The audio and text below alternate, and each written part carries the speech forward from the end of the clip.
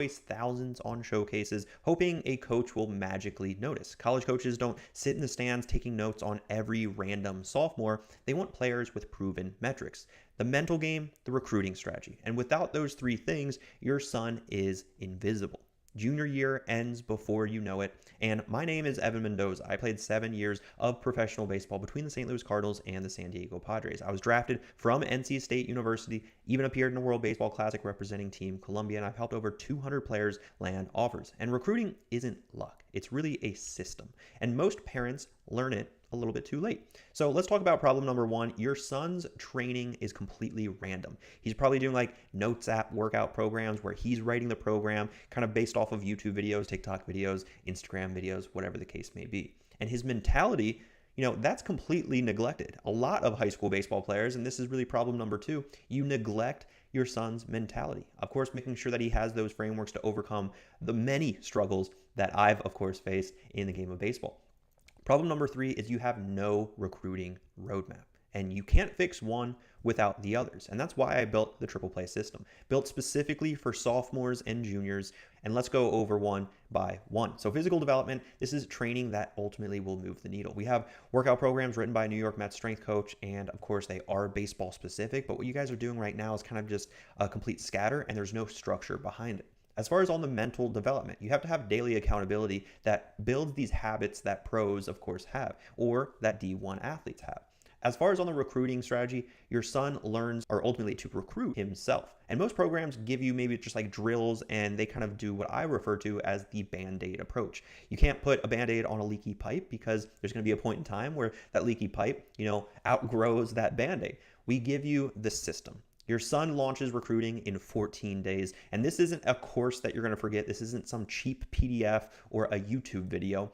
It's a system he lives inside of. And this is real parents, real players, and real results. Sayori, the mom of Hugo, one of my students from Japan, Coach Evan changed everything for Hugo. Santiago, I'm fired up to work every day. And expanded on that quote, I remember Santiago told me he's excited to do that extra work beyond the team practices. And of course, we need to do that extra work beyond team practices to see that difference. Having you in my corner has been game-changing. That was from Landon from California. And we really have two ways All right. We are not starting at 8 o'clock. Sorry about that, guys. But welcome into another episode of the Mendoza Line. I am your host, Evan Mendoza. I played 7 years of professional baseball between the St. Louis Cardinals and the San Diego Padres. Let me just double-check that I am live over on Instagram, Facebook, and YouTube. Choose your platform, guys. But yeah, let's get into today's episode. Today's episode actually 48. I took a day, kind of halfway day. I did a live on my Instagram last night as I was eating dinner. Hopefully you guys didn't get too disturbed with the sounds. But yeah, episode 48, guys, streaming every single day, 7 o'clock on weekdays. So I just want to give you guys a little bit of a heads up because I have been really enjoying doing these lives. And I hope that you guys enjoy these lives as much as I have, but I wanted to give you guys a little bit of an announcement. I'm not going to do it this second, but a little bit of a dog hair right there. But I do want to give you guys a little bit of an announcement here, probably in the next like 20 or 30 minutes, about my streaming schedule, right? So I've been loving this. I think you guys have been loving it as well. I'm going to continue doing it periodically, but it's just not going to be as consistent. And I hope you guys do not mind. Probably on weekends, maybe on Sundays. That's what I am thinking as far as making sure that it's as best used time as possible for you guys. Yeah. Anyway, guys, we're going to do some player profiles, as you guys can see on the screen right now. It's one of my favorite things to do, just because I love giving you guys like some insight on where some players are in the country. And by the way, if you guys want me to do a review on like where you're currently at, all you have to do is quite literally just comment down below in the chat what's going on with you. And of course, I'll be able to best help you from there. I'm going to go ahead and turn on all the captions on YouTube, on Instagram, and on Facebook, so that way I'm able to see everything kind of all in one place. It's one of my favorite things to do. But cool, guys. All right, well, we will get this party on the road. Welcome in again to another episode of the Mendoza Line. We're streaming every day at 7 o'clock Eastern time. And I know it's baseball season, so I know a lot of you guys are busy and you got this going on, you got that going on. So I appreciate you guys spending time with anything else. You could have been doing anything else right now, and you're deciding to spend some time with me. So let's get into some player profiles. And again, guys, if you have any questions, feel free to always drop any of your questions down below in the chat, and then we'll get this party on the road. So let's go ahead and get this situated. All right. And we should be good now. All right. We have a 2027 outfield right-handed pitcher, 90-mile-an-hour exit velocity, 86 arm, and then a 6.860. So in my opinion, with where we're currently at as far as guessing the level, we have a 2027, so that means they are a junior in high school. So this is an ideal time to have best metrics possible. An exit velocity of 90 miles an hour, in my opinion, that's not something that really jumps off the page. So that's where, like, just based off of that, I'm not talking about anything else because I don't know the height, I don't know the weight, I don't know what kind of player they are. But ultimately, the 90 miles an hour, this isn't something that screams D1 level. It doesn't scream D2 level. In my opinion, this alone tells me D3. Now, is that enough to necessarily say that this specific player is going to go D3? No, not at all, because they are an outfield. So that's where, like, the 60 time is important.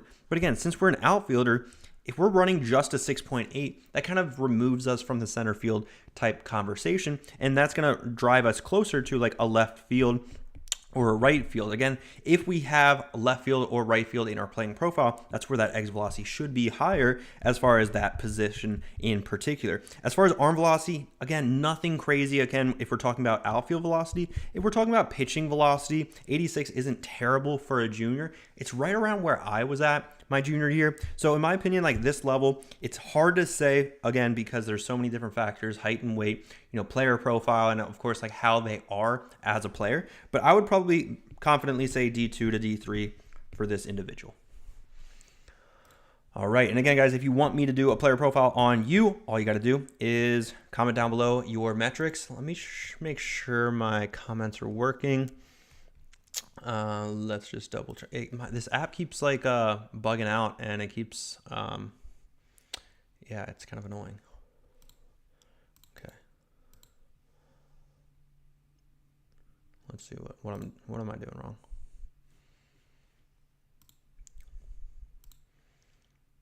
There we go. Cool. All right, now I can see all the chat. Cool. All right, guys. Like I said, if you want me to do a player profile on you or your son, just go ahead and comment down below, and I will do that right now. All right.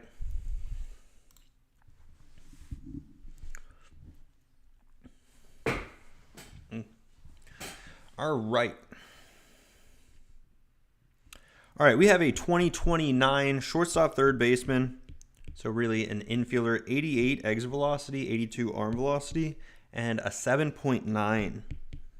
60. In my opinion, like this level right off the bat, the thing that really screams my attention on where I would be focusing, even though we're a freshman, is like getting that 60-yard dash close to a 7 flat. If we can have a 60-yard time that starts with a 6, that's going to just help us out so much in the conversation of us being an athlete, especially if we're in infield position.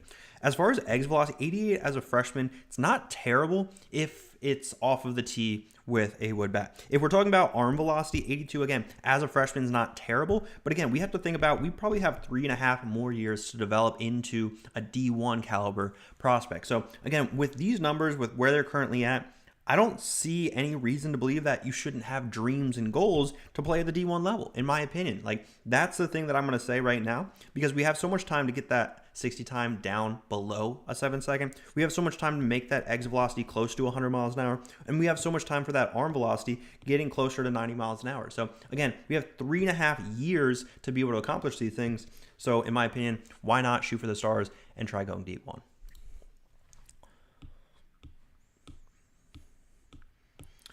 All right. That lasagna smells good. Just saying. Player accolades such as all districts player of the week award help. Yeah, all district player of the week. It just means that you had a really good 1 week, but in my opinion, it's not like the thing that's going to move the needle the most. Okay. All right, we have a 2026 catcher outfield. Interesting combo. 94 exit velocity, 83 arm velocity, and a 7.2 60 time. Not bad. As far as a level, so what I'm looking for, whenever I see 2026, what I really think about is a freshman in college. Okay, how does a freshman in college stand out with a 7.260? Well, he's a catcher. It's not the most important thing. How does a freshman in college stand out with a 94 exit velocity? In my opinion, that's nothing like to write home about. How does a freshman in college stand out with an 83 arm velocity? If that's coming behind the plate as far as, your throwdowns, 83 isn't terrible. I would be curious on, you didn't give me pop time, but of course, what is your pop time? So whenever I see a 2026, what I see isn't a 2026. If anything, I see a 2025, because that's what you really need to compare yourself to. And that's exactly what these college coaches are comparing yourself to as well, especially if you're a 2026. So in my opinion, this is where I don't see anything that really jumps off the page. So I'd probably say somewhere in that D3 JUCO route, because we're comparing ourselves to those freshmen in college and we don't have anything that really stands out and separates ourselves. And that's where, in all reality, all we need is one thing that separates ourselves in one specific area. We don't necessarily have to be the most well-rounded player. But for example, if that exit velocity was 104, bam, there's that one thing that pops off the page, right? If that arm velocity is 93, it pops off the page, and that's where this is going to be a lot different as far as your projected level.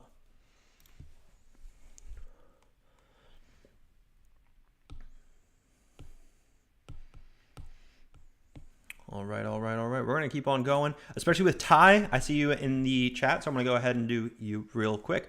And I appreciate you, Ty. I'm going to put you up here just so if you see this reel, because we do record these, Ty.McNeil 27. Okay. Let's just make sure. There we go. Cool. All right, we got Ty, 2029, third baseman, right-handed pitcher, 7.260, 97 EV. I thought you said 97 arm for a second. 81 arm. So 2029, that's a freshman in high school, third baseman, right-handed pitcher. Okay, 7.260. That's actually really good for a freshman. That's checking the box for me. Exit velocity, 97. Dude, that's really, really good with where you're at, especially being a freshman. I had a student, JT Taylor from Boston, that had around a 97 his freshman year, and he is really, really up there as far as his talent level and especially his graduation year. Arm velocity, 81. Don't worry about that too much because you're a freshman. Again, you have 3.5 more years to be able to develop your skills and to be able to turn yourself into that D1 caliber prospect. In my opinion, with where you're currently at, shoot for the stars, go D1, because ideally that is the path that you've already laid out for yourself. You've already put in so much of the hard work. Now it really transitions into making sure that you're continuously doing the right structured workout programs to even further develop these skills into 100 plus. Arm velocity into the 90 mile an hour club. As far as your 60 times, somewhere in the sixes, not 6.0, but sub 6.9, for example. These are the things that honestly I would be focusing on, especially on the recruiting side, right? Freshman year is going to pass. After it's our freshman year and we've already done all of these things, we can't use these metrics anymore because they're in the past. So cut that out. So ultimately, we are a freshman. We are doing these cool things. We need to use that as leverage in the recruiting process as we're reaching out to college coaches. And of course, if that's something that you're interested in getting help with, feel free to reach out.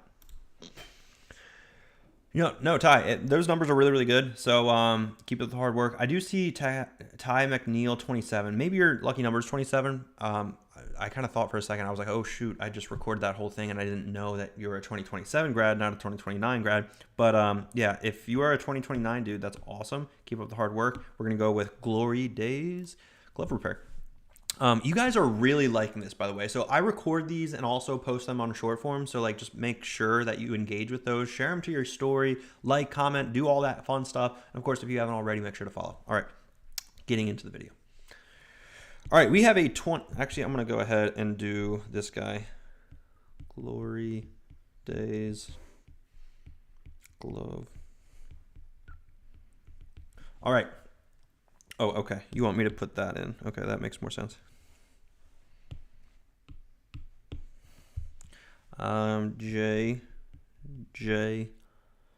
UJOO. Okay. All right.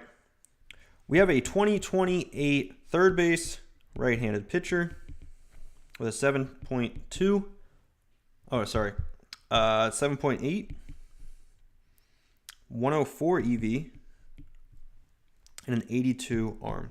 What level? So 2028, we're talking about a sophomore right here, third baseman, right-handed pitcher, 7.8. This is ideally if we can get that closer to like right around like 7.2 for our sophomore year. That's where we would want to be. So we're tracking down closer to that sub 7 second 60. As far as arm velocity, this is the big separator right now. 104. That's hopefully, off of a machine, off of front flip, but ultimately it's showcasing that quick twitch movements, especially if we can double verify that with video clips in our highlight video that we're sending out to college coaches. That is where the money is to be made. By the way, I do love working with 2028s and 2027s inside my academy, but arm velocity 82. Again, if we can get that closer to like 85 around sophomore year, we're not far off. But of course, as we're tracking year by year, 85 sophomore year, 80, 88 maybe a junior year, and that maybe puts us at like 91 our senior year. So we need to think about like how each of these metrics are going to track with the timeline of where we're currently at. So in my opinion, like with where we're at, a 7.8, some of these metrics are, I would say a little bit below average, but then there's that one that pops out. So like it really depends on how good this one metric is as far as that exit velocity. And that could definitely put us in the conversation on like D1, D2, because I've seen it so many times where one specific player gets that D1 scholarship just because they can do one thing extremely well. And of course, that power in the bat is something that every college coach definitely will want in their lineup. How do you get on here? What do you mean, Noah? Oh, Noah, just drop your metrics down below in the chat. That's what Ty did. That's what Glory Days Glove Repair for JJUJOO. fun username. Oh, dang. I forgot to write a new. Okay, we're going to have to just rewrite it. I make these mistakes sometimes, guys, and it's not fun. Okay. Let's do this. Username. Grad.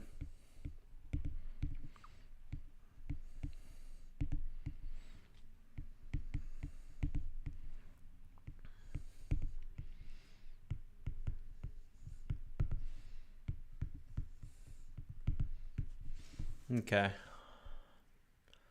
Let's do this. Okay, there we go.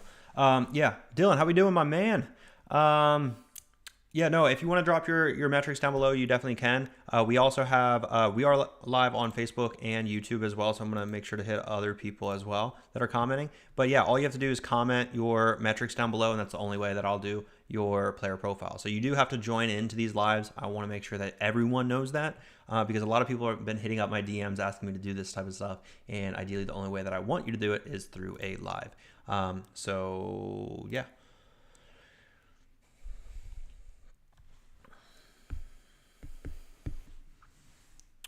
Cool. All right, we have a 2028 catcher third baseman, 91 exit velocity, 7.360, and an 82 arm velocity. So whenever I see catcher, I always think like the arm velocity is probably on the throwdown, which 82, it's not bad at all on a throwdown by any means. A 7.3, again, if we're a catcher, primarily a catcher, the 60-yard dash isn't of worry. If anything, we want to make sure that we're a good defensive catcher as well. We have the ability to throw out runners. We can block. We can frame. We have good presence behind the plate. Think about like a Yadier Molina, right? He didn't necessarily have the highest exit velocity. He didn't have the best 60-yard dash time, for example, but he knew how to command that. He had that presence around him, and whenever he like made rehab appearances, for example, he had that presence. He definitely was that guy. He was that dude. So whenever I see that catcher, there's so many things beyond these metrics that I want to make sure that you guys understand.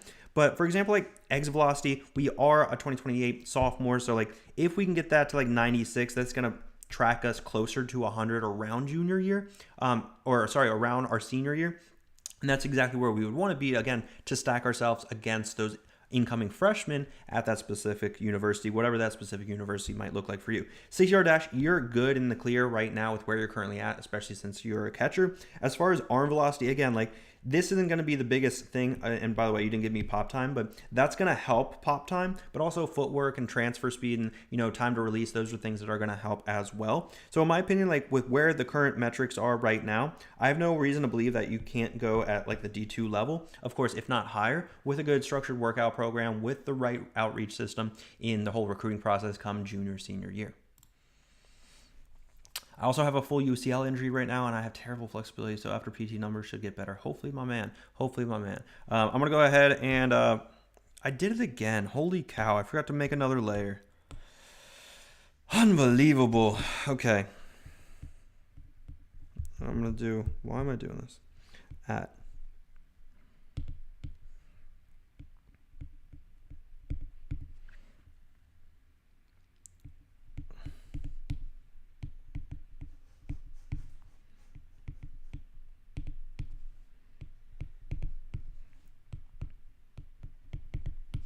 Okay, we're back in action. We're going to go green today. All right, Noah. Noah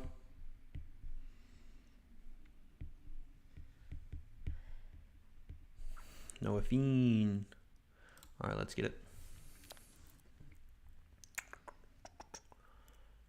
All right. And here we go.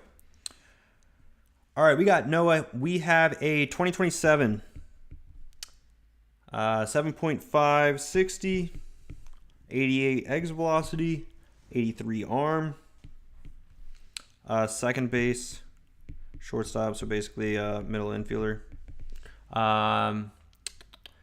You do have a UCL injury, so okay, I gotcha. So, all right, so with where we're currently at, of course, going through an injury, of course, that stinks, dude. That's never fun. I had a couple of injuries. I broke my wrist twice. I tore my adductor, a grade 3 tear. It's not fun whatsoever. So we are in our junior year. And of course, there's a lot of unknowns our junior year, considering recruiting has already started and things like that. So one thing I will say is because of the time that we have off, how do we best use our time? So this is going to be a little bit of a different one, right? Because I'm not going to talk about where these metrics stand. I want to talk about how we need to be productive in those times that we are hurt. I was hurt in a combination of probably 10 months in my 7-year professional career. It was terrible. It was not fun. Going through rehab is not fun. You wake up early, go to the facility around like 8 a.m., you leave around noon, and you have the rest of the day to basically do nothing, rot away, it seems like. You can't let your mind wander. So what are we doing on the mental side? What are we doing on the recruiting side? And basically just developing relationships with college coaches. You don't necessarily need to say that you're injured. You don't need to say these are even like the travel ball team that I'm not able to play on because I'm hurt or this or that. Don't necessarily do that. Include where your numbers were. And of course, like just start the conversation. You don't necessarily need a scholarship today. Right? You are a junior. You still have a little bit of time. But of course, if we're not doing anything here, if we're neglecting our mental state, that's where come, our junior season, our summer season, or maybe, man, this was a really good one. Come our junior season, come our senior season, hopefully we have the traction enough to be able to play in college. And of course, we're developing those relationships from the recruiting side, sending out emails and taking the initiative there. So Noah, hopefully I wish you the best of luck through rehab. I know it's not fun. I'm not even going to go with a level right now because I know what you need to do is more on the mental, the physical to be able to get back to normal. And of course, prioritize putting yourself out there on the recruiting side as well. All right.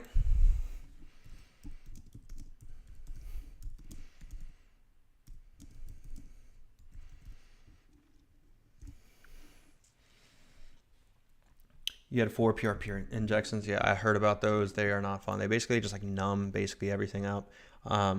Very commonly used in professional baseball, by the way. Cool, guys. I'm going to go ahead and take a 40-second break, and I want to let you guys listen to this quick video if you are interested about learning directly one-on-one with me inside my mentorship program. Who wants to play college baseball, listen up. At the Mendoza Baseball Academy, I built a triple play with the physical development, mental toughness, and a recruiting system that gets players noticed. And it's 100% remote, so no missed school, no wasted travel, just real results from home while your son works one-on-one with me. Click the link below to learn more and book a call with either myself or a team member today. Real quick, if you have a son in 10th, 11th, or 12th grade who wants to play college baseball, listen up. At the Mendoza Baseball Academy, I built a triple play with the physical development. All right, we are back, and guess what, guys? I did it again. So I'm gonna make the new layer, like I've done this for the very first time. Cool. Yeah, if you guys want me to do a player profile, if you guys are just joining in for the very first time, feel free to drop your metrics or maybe your son's metrics down below in the chat, and then I will take care of you guys. All right, let's get into it. I need to remember to record. That might help.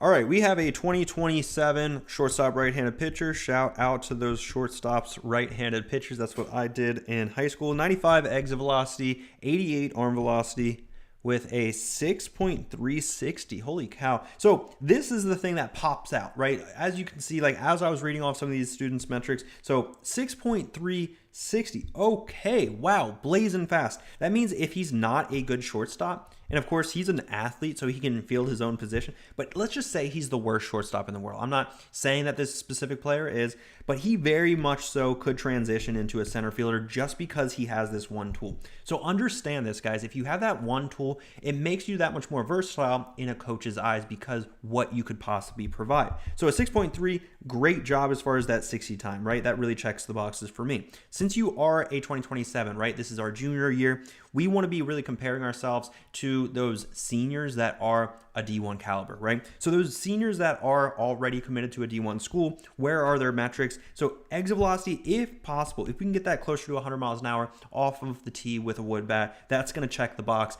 the same way that this checks the box, right?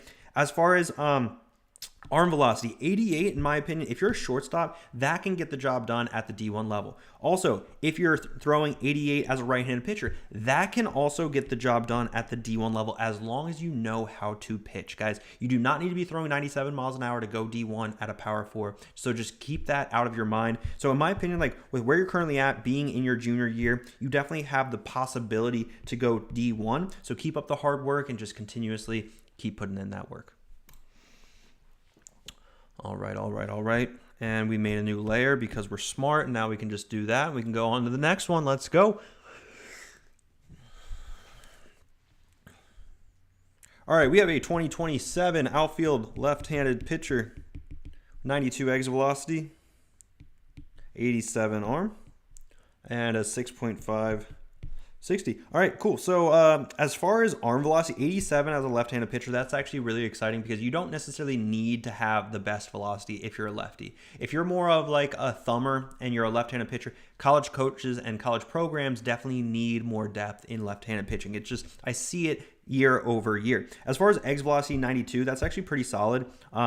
Yes, we have room to improve there. A 6.560, that's definitely what's helping, especially because you're home to first time. It's going to be blazing quick because you're actually, I just kind of assumed. I assumed that you were a left-handed hitter. I don't know if you're a left-handed hitter, but if you are, that makes it that much easier to get to first base. You can beat out those singles. So in my opinion, 2027 junior, 92 exit velocity, which isn't anything super crazy, 87 arm velocity, that can be D1 caliber. Our Friday night ace at NC State all 3 years threw about 84 to 88. That's where he sat. And he was a left-handed, 5'10", 160-pound lefty, right? So in my opinion, that's definitely D1 caliber. If you're more of a left-handed pitcher, that's where most college programs could possibly want you. So I would say probably that D1, D2 level, if we, of course, stack our odds in the right favor, doing the structured workout programs that are going to help develop our physicality, which also should transition into what we're doing into the gym, rotational movements, things like that. But most importantly, if we do the recruiting side of things the right way, since we are at 2027, this is where, recruiting will really pick up for you guys. Yo, bro, what are some of the best things for a center fielder to practice? I mean, really difficult to answer that question, right? Because there's so many different parts of the game. What are you struggling with? That's why I like to do these lives, right? To make sure that it's as effective and efficient of a conversation with you. Because okay, if you are terrible on routes, you need to be working on routes. And honestly, that's just feeling more comfortable with different pivots. Like for example, like if you don't like pivoting one way or another, there are certain drills to be able to feed off of that. But I have no idea if that's like what you actually need right now. So I don't want to give you something you don't need. So let me know a little bit more context, and I should possibly be able to help you out. And that's the thing, guys. Like these lives, I hope you guys have been enjoying them. Since it's around that 30-minute mark, what I want to share with you guys here today is so I'm going to be doing these lives only on Sundays for here on out. It's going to be Sunday nights. And the reason behind that is because I want to make sure that it's a very efficient time for me, but also for you guys. I do want to be able to expand these to be a little bit longer. So I might do like 2 or 3 hour lives twice a month. So I know it's a little bit unfortunate, but I do want to make sure that I'm creating as much content for you guys, being basically available to you guys to be able to answer your guys' questions as frequently as possible.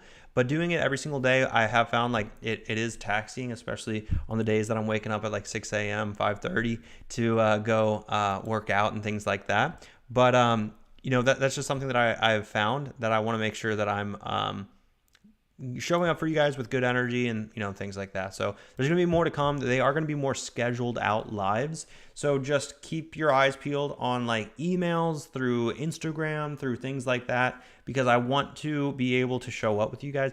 I have loved the dynamic of doing these lives and also creating content at the same time.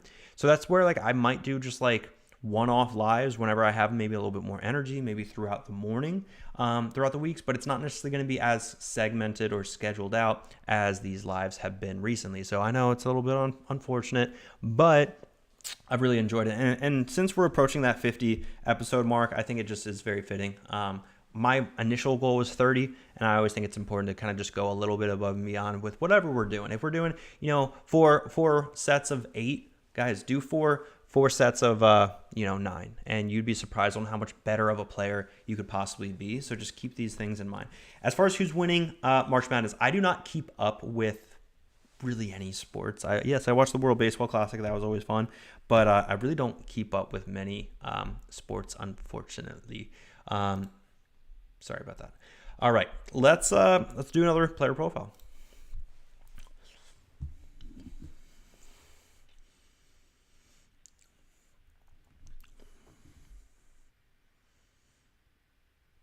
All right, we have a 2027 second baseman with an exit velocity of 79, arm velocity of 75, 60 time of 8.1. What level? So in full transparency, guys, like this isn't going to necessarily excite any of these college coaches the way that we want them to, right? We want one specific tool that's going to be like, wow, this guy is a separator, right? 8.1 seconds, 60, guys. If we're in our junior year, we need to be that ideally under 7 seconds is where we need to be. And knowing some of these metrics is sometimes the bottleneck for a lot of you players or families, right? Because you don't know what these metrics are and you don't start tracking them until junior year. And that's when you're already behind, because we can't make progress on a number that we don't know the baseline of. As far as arm velocity, again, like we want to be close to 90 miles an hour around our junior or senior year. We're not really even close right now. Not saying it's impossible to gain an abnormal amount of velocity in a short period of time. Guys, I gained about 8 miles an hour in 3 months between my sophomore and junior seasons. So of course, like if we join about like 8 more miles an hour, like if we can get to like that 84 in a short period of time, that's going to be definitely helpful. But again, like 82, 83 as a junior is not going to necessarily excite these college coaches, right? So if we can get that closer to 90, that would be ideal. Exit velocity, this is the big one that I think it's just, without even seeing the specific player actually move, they're not necessarily swinging the bat the way that it's intended to. You're supposed to be violent with your swing, and if you're swinging with violence, you should be able to hit that exit velocity at least in the 90s, right? If you're a junior, right? So it tells me either you're physically underdeveloped, or, and it could be because you're playing second base. I don't know your height or weight, but it could be because you're physically underdeveloped, or your mechanics aren't sequencing in the right way as far as your kinematic sequence. And that could be a setback as far as your mechanics. So as far as the division level, in my opinion, it's going to be a long shot, but I think you have the potential to find maybe a lower level JUCO that maybe you'll be able to help develop in these first 2 years. Maybe you're a late bloomer, and maybe that's the process for you to be able to play one day at the Division I or Division II level.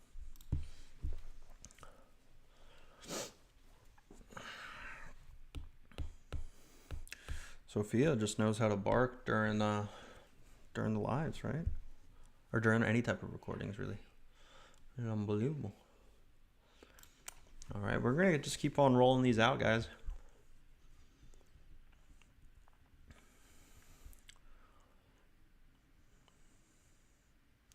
All right, we have a 2027 right-handed pitcher, PO, by the way. 89 arm velocity. You gave me exit velocity. I don't really know why, but 85. And 60 times 7.4. So, in my opinion, if you are telling me and you've already told yourself that you're a PO, this doesn't matter and this doesn't really matter, right? So, if your fastball velocity is topping at 89, this is kind of the breakdown that I think, right? So, you're not necessarily throwing 89 every single fastball. You're probably in the ballpark of 85 to 88, topping at 89. The reason I know that is because that's basically where I was most of my high school baseball journey. Now, from this 89 mile an hour fastball, what kind of fastball is it? Is it a four seam, right? Is it a two seam? Is it an arm side run kind of guy? Is it a vert guy?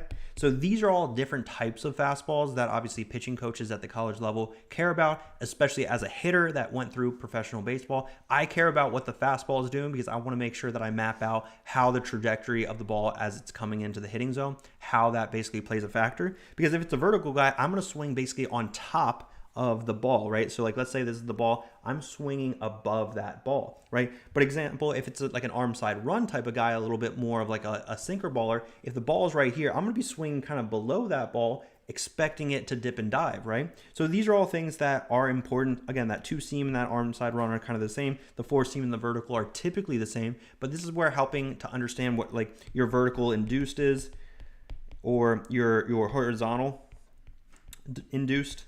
So like the best way to do these things are through Rapsodo or TrackMan. This is the high level technology that is available at the college and professional level. So the earlier you can get these numbers, the better off you'll be. And surprisingly enough, I have seen guys that throw about 85 to 89 with the highest ever vertical induced in professional baseball. This individual made it up to AAA, really good friend of mine. And so that, like, with that being said, if you're an outlier as far as any of these specific metrics, as far as like vertical or horizontal induced, and you do it extremely well, there's no reason that you can't play D1 baseball throwing 90 miles an hour. It all depends on what your fastball truly does that helps you get there.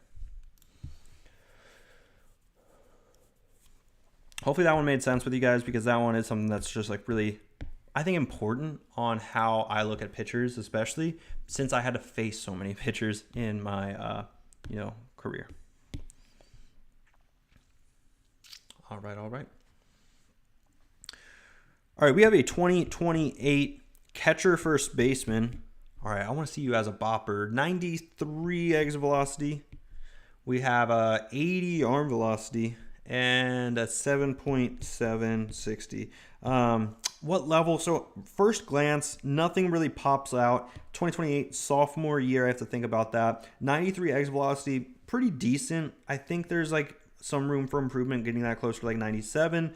Arm velocity is a little bit weak right now.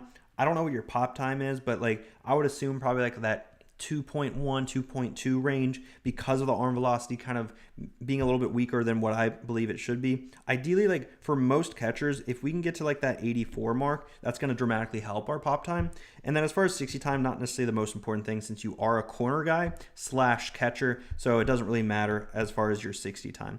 So based off of like these two metrics, nothing really pops out. Like 93 exit velocity helps, but it's not something that like excites me, right? Arm velocity, again, doesn't excite me. So what kind of catcher are you? A great defensive catcher? Okay, if you are D1, right? If you're just a very mid catcher, you let pass balls go, you can't really block, you can't catch and throw, you don't have a really accurate arm, you're probably looking at like more of like that D3 level, in my opinion.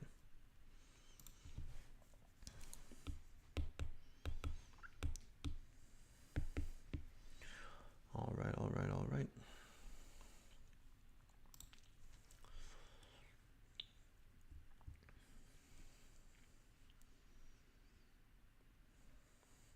All right, we have a 2027 shortstop only. We're looking at a 101 exit velocity. Let's go. Arm velocity around 83. And then 60 time around a 7.4. What level? So in my opinion, like, okay, pops off the page, right? Hopefully that's off of the tee with a wood bat, but if it's off a front flip or off the machine, that's still really exciting. Being in a primetime position like shortstop, we do want to be a little bit quicker with our 60 time, but I want to tell you guys a quick story. So my fastest ever 60 time in high school was a 7.4. Did that mean I'm the most athletic player? The 7.4? No, because I had really good lateral quickness, right? And that lateral quickness helped me play 7 years of professional baseball, and it also helped me play infield at the Division I level. So I wasn't necessarily the quickest player as far as our 60 time, but it definitely knew how to play the position I was playing. As far as 83 arm velocity, this is a little bit low in my opinion. So like, I'm curious because the fast twitch muscles that are happening here, they should be happening in the same way as if we're throwing the ball. So again, if we can get like 87 across the diamond, that will definitely put us in the best conversation, especially to be able to play D1 baseball. Like this is the tool that can definitely help get us in the door, but the one that's going to help us stay in the room is making sure that we have a combination of being a well-rounded player. So in my opinion, like this right now, being a 2027 junior, we still have time to be able to elevate that area of our game as far as our arm velocity. We do have time to decrease that 60 time closer to like a sub 7, right? If we have a 60-yard time that starts with a 6, that's definitely going to put us in that D1 category. What's the difference statistically between D1 and D3 first baseman? Like, what would you want to see on a PBR page? So again, it's just like the well-roundedness of what that player is. If we're talking about a D1, this is actually a good little diagram that we can do.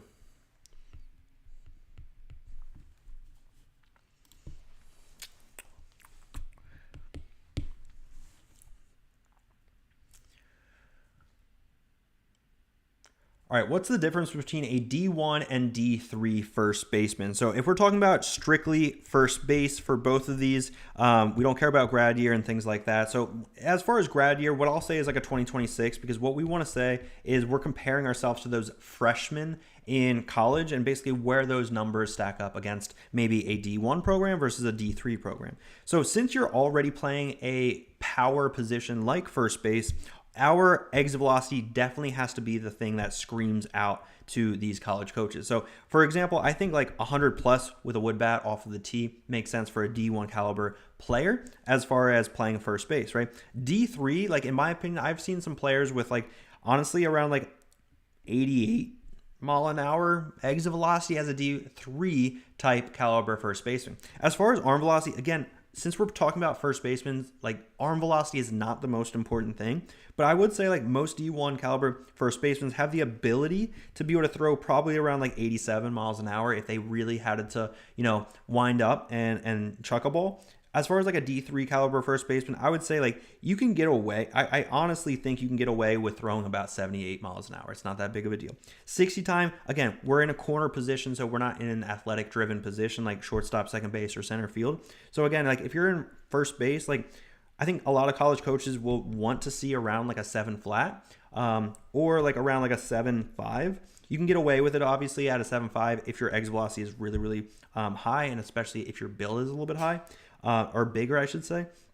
But as far as 60 time for like a D3 first baseman, you could probably get away with like an 8 flat, depending on build and size and things like that. So again, that would be a D3, that would be a D1. Let me know if you agree down below in the chat.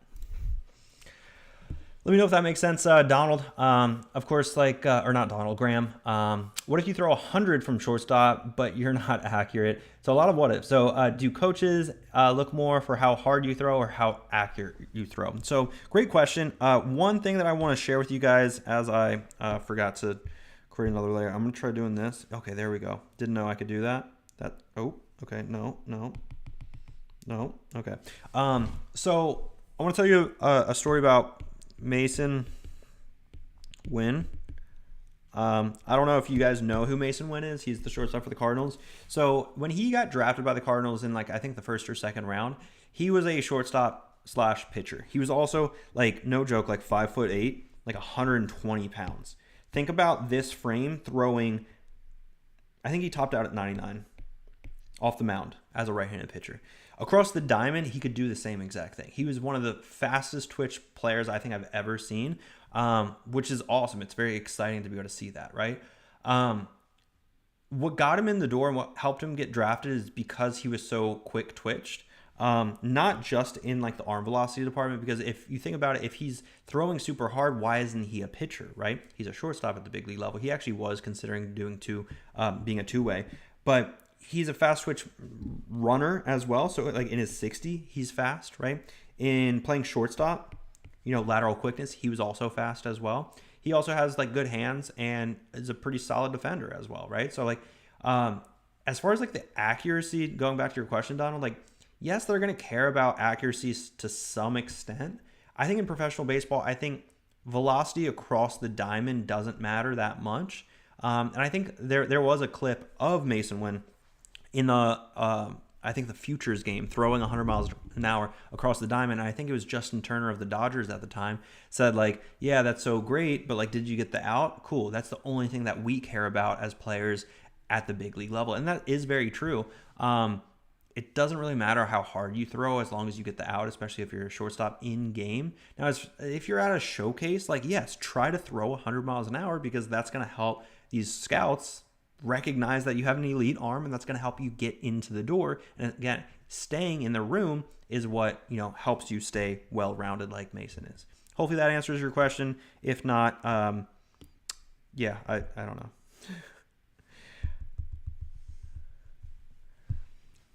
All right.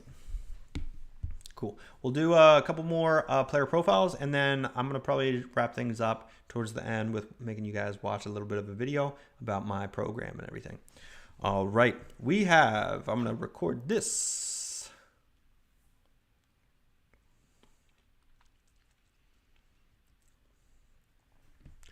All right. We have a 2028 middle infielder, 82 exit velocity, 79 arm velocity, 60 time, 7.2. What level? So in my opinion, okay, 2028, we're a sophomore in high school, middle infielder. I'm curious on if we're like on the JV or varsity. If we're talking about JV metrics, which kind of seems like we might be talking about, 79 arm velocity, not so hot, right? We could also be on a varsity team, maybe in like not as a baseball centric town. Think about like Florida, Texas, California, Arizona. These are all hotbeds. So like if we're talking about like Illinois, you might be on varsity with like a 79 arm. And as long as you're accurate and you're getting the job done, you're fielding the ball, you're getting the outs, you can get away with that. Are we talking about college level player? Probably not. As far as exit velocity, 82, nothing that really like screams I'm fast twitch or I have quick hand speed or bat speed. So that's the one thing that I would be careful about. As far as your 60 time, that's actually pretty solid, especially since you are a sophomore. So in my opinion, we really need to be focusing on these fast twitch rotational movements. So think about like doing a lot more med ball and explosive style workouts in the gym. We do provide all of our athletes inside the Mendoza Baseball Academy workout programs written by a New York Mets strength coach. So that way we are developing these skills and hopefully throwing around like 88 by our junior or senior year. And then as far as our arm velocity around 88, and as far as the exit velocity, hopefully we can get to like 95 plus by junior or senior year. That's going to definitely put us in the category of like consideration from some of these schools. But I'd say like right now we're probably looking at like a D3 caliber talent. All right, I'm going to go ahead and wrap things up, guys, with one quick video. So I do appreciate you guys joining into the Mendoza Line. This was our second to last live at this time. So we're going to be doing lives on Sunday nights more often. The reason I just want to make sure that like the player and the parent are able to maybe join in and watch together, answer some of your questions together. But yeah, guys, I wanted to make sure that I expressed that. So like 7 o'clock, we will do tomorrow as our last episode at episode 49. I'm pretty happy because my biggest goal was to do this for 30 days straight, and I did it for almost 50, which is awesome. But yeah, I've definitely learned a lot as far as how to do these iPad demonstrations and how to not make layers and have to do all these things over and over again. But yeah, I'm going to be doing a lot more concentrated and longer lives, typically Sunday nights. So that way, typically like baseball is a little bit slower Sunday night and things like that. And of course, as the travel ball season kind of like will change some things up, I might do some lives also during the week at night, just kind of like to switch up the pace, or during the day. But I just want to give you guys some transparency that I'm going to be switching that up here shortly. And you're still going to see me on short form, as far as like on Instagram and TikTok and Facebook and YouTube as well. So just make sure that you're still watching the content when I am putting it out there. And yeah, is 100 off the bat at 14 good? Absolutely it is, without a doubt. And like I said, guys, I'm going to go ahead and wrap things up. Thank you for joining, and I will see you on the next one. If you have a sophomore or junior who dreams of playing college baseball, but you are terrified of wasting maybe another $10,000 on showcases, travel, equipment, camps, all of the above that lead nowhere, the recruiting clock is already ticking. And this is the most important message you'll watch this entire year, so stick around. You already know the stats, but only 7% of high school baseball players make it to college baseball. Yes, 7%. And by junior year, most are already behind him. Parents waste thousands on showcases, hoping a coach will magically notice. College coaches don't sit in the stands taking notes on every random sophomore. They want players with proven metrics: the mental game, the recruiting strategy. And without those three things, your son is invisible. Junior year ends before you know it. And my name is Evan Mendoza. I played 7 years of professional baseball between the St. Louis Cardinals and the San Diego Padres. I was drafted from NC State University, even appeared in the World Baseball Classic representing Team Columbia, and I've helped over 200 players land offers. And recruiting isn't luck. It's really a system. And most parents learn it a little bit too late. So let's talk about problem number one. Your son's training is completely random. He's probably doing like notes app workout programs where he's writing the program kind of based off of YouTube videos, TikTok videos, Instagram videos, whatever the case may be. And his mentality, that's completely neglected. A lot of high school baseball players, and this is really problem number two, you neglect your son's mentality. Of course, making sure that he has those frameworks to overcome the many struggles that I've, of course, faced in the game of baseball. Problem number three is you have no recruiting roadmap, and you can't fix one without the others. And that's why I built the triple play system, built specifically for sophomores and juniors.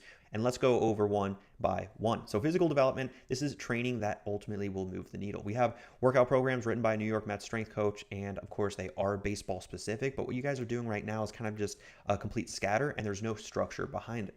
As far as on the mental development, you have to have daily accountability that builds these habits that pros, of course, have, or that D1 athletes have. As far as on the recruiting strategy, your son learns, or ultimately to recruit himself. And most programs give you maybe just like drills, and they kind of do what I refer to as the Band-Aid approach. You can't put a Band-Aid on a leaky pipe, because there's going to be a point in time where that leaky pipe, outgrows that Band-Aid. We give you the system. Your son launches recruiting in 14 days. And this isn't a course that you're going to forget. This isn't some cheap PDF or a YouTube video. It's a system he lives inside of. And this is real parents, real players, and real results. Sayori, the mom of Hugo, one of my students from Japan, Coach Evan changed everything for Hugo. Santiago, I'm fired up to work every day. And expanded on that quote, I remember Santiago told me he's excited to do that extra work beyond the team practices. And of course, we need to do that extra work beyond team practices to see that difference. Having you in my corner has been game-changing. That was from Landon from California. And we really have two ways to help our players. Which path depends on really his metrics and where he's currently at in the whole timeline, which is a reason why we need to speak together to just make sure that we map out the correct game plan. Path number one, that's called the triple play. That's what you may have already heard a little bit about. That's done with you. We give you the complete system. Your son executes it kind of like a robot, right? When I transitioned from high school to college, the biggest thing that I saw is we had a strength coach that wrote those programs, and us, the athletes, and this continued, of course, in professional baseball, we, the athletes, are to execute. We are to be robots, quite literally, and do the work that's prescribed to us. So we coach your son through all of that. He learns the recruiting inside and out. That's really going to be perfect for those sophomores building their foundation, sometimes even freshman year as well. The second path, this is going to be a little bit different. So this is going to be the full ride framework, and that's completely done for you. And I personally handle, I personally handle every part of his recruiting campaign. I build all the recruiting assets professionally done. So there's no like messy slobber like what's happening probably right now for you guys. I contact these college coaches directly for you and your son. We're going to be sending out hundreds of emails as your player. So I'm not going to be sending them out by like my email, we're actually going to go ahead and start from the absolute ground up. We're going to create a Gmail together. You will have access, we will have access, and of course that's going to be how we reach out to these college coaches on your son's behalf. There's going to be live dashboards that track every coach that's been contacted, and really that's going to be perfect for really that junior ready to get recruited now. And of course you understand that you don't want to be playing your senior season with that weight on your back. This is what makes this one a no-brainer. So if you do not earn a baseball scholarship in 12 months, you get 100% of your money back. And that's because I feel so incredibly confident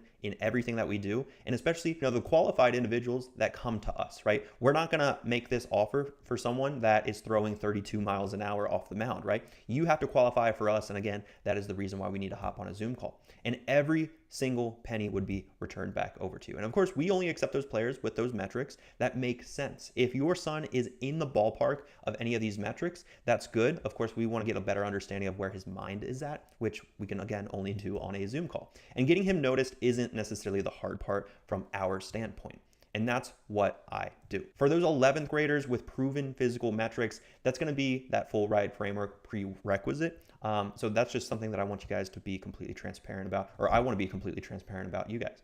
For those sophomores, or maybe you don't meet those metrics, that's totally fine. That's going to be where we build out that foundation from the first place inside the triple play. And that's exactly what that is designed for. We build him up to those metrics so that way recruiting becomes that much easier. Then he's ready for that full ride framework. And are you tired of wasting, money or time on these endless showcases in summer ball, whatever the case may be? This is what the triple play is ultimately for, and for the parents especially. So if you want a real plan for sophomore and junior year of high school, want recruiting handled maybe potentially for you guys completely, where those conversations are delivered to your doorstep. And by the way, guys, I want to make sure that this is very, very clear. This is not for some type of like magic pill or magic button. If you're looking for that magic fix for everything that you've got going on, we are probably not a good fit.